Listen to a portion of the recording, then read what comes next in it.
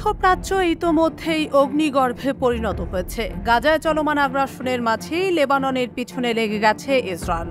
দখলদার ইসরায়েলের নৃশংস হামলার কবলে গত শুক্রবার নিহত হয়েছেন লেবাননের সশস্ত্র গোষ্ঠী হিজবুল্লাহ প্রধান হাসান নাসরুল্লাহ। এতে করে নিমিষেই মধ্যপ্রাচ্যের বড় একটি অঞ্চল জুড়ে ইসরায়েলের প্রতি ক্ষোভ ছড়িয়ে পড়েছে।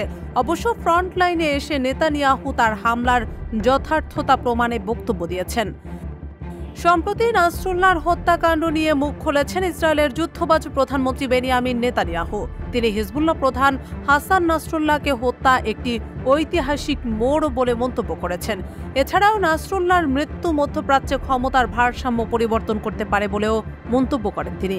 নিউ ইয়র্ক সফর শেষে ইসরায়েলে পৌঁছানোর পর এক বিবৃতিতে এসব কথা বলেছেন তিনি। নেতানিয়াহু বলেছেন, নাসরুল্লাহ একজন সন্ত্রাসী ছিলেন। নাসরুল্লাহর হত্যা আমাদের লক্ষ্য অর্জনের জন্য একটি প্রয়োজনীয় পদক্ষেপ ছিল। উত্তরাঞ্চলের বাসিন্দাদের নিরাপদে তাদের বাড়িতে ফিরিয়ে দেওয়া এবং আগামী কয়েক বছর ধরে এই অঞ্চলে ক্ষমতার ভারসাম্য পরিবর্তন করার জন্য এই পদক্ষেপ জরুরি ছিল। তাই আমি আদেশ দিয়েছিলাম এবং সুখবর হলো নাসরুল্লাহ আর আমাদের মধ্যে নেই। ইসরায়েলি প্রধানমন্ত্রী বেশ খুশি মনে বলেন, আমরা অগণিত ইসরায়েলি এবং কয়েকশো আমেরিকান এবং কয়েক ডজন ফরাসি সহ অন্যান্য দেশের নাগরিককে হত্যার জন্য দায়ী একজনের সঙ্গে হিসাব বরাবর করেছি। এদিকে ইসরায়েলের ভয়ানক নৃশংসতাকে বাহবা দিয়েছে দেশটির সর্বঘনিষ্ঠ মিত্র মার্কিন যুক্তরাষ্ট্র। ইসরায়েলি হামলায় হিজবুল্লাহ নেতা নাসরুল্লাহকে হত্যার ঘটনাকে তার অসংখ্য ভুক্তভোগীর জন্য ন্যায় বিচারের প্রতীক বলে উল্লেখ করেছেন মার্কিন প্রেসিডেন্ট জো বাইডেন। শনিবার হোয়াইট হাউস থেকে প্রকাশিত এক বিবৃতিতে বাইডেন বলেন, ইরান সমর্থিত গোষ্ঠীটির বিরুদ্ধে আত্মরক্ষার জন্য ইসরায়েলের অধিকারকে সম্পূর্ণভাবে সমর্থন করে যুক্তরাষ্ট্র। তিনি আরও বলেন, হিজবুল্লাহ প্রধানের হত্যার ঘটনা ইসরায়েলের জন্য নিঃসন্দেহে জয়ের পথে আগানোর প্রতীক।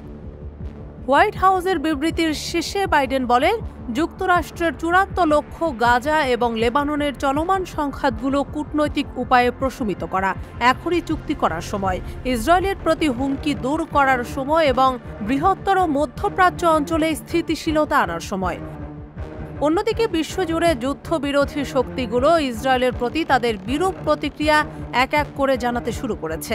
ইতোমধ্যে নাসরুল্লাহর হত্যাকাণ্ডে শোকাহত ইরানের প্রেসিডেন্ট মাসুদ পেজেশকিয়ান একটি বার্তা দিয়েছেন। ইসরায়েলের হামলার নিন্দা জানানোর পর পেজেশকিয়ান বলেছেন, আন্তর্জাতিক সম্প্রদায় ভুলে যাবে না যে এই সন্ত্রাসী হামলার আদেশ নিউ ইয়র্ক থেকে জারি করা হয়েছিল এবং আমেরিকানরা ইহুদিবাদীদের সঙ্গে জড়িত থাকা থেকে নিজেদেরকে মুক্ত করতে পারে না। নাসরুল্লাহর শাহাদাতে নিপীড়িত মানুষের হৃদয়ে এক বিরাট বেদনা উল্লেখ করে পেজেশকিয়ান বলেন, ইসলামের ইতিহাসে সাইয়েদ হাসান নাসরুল্লাহর নাম চিরকাল অম্লান হয়ে থাকবে।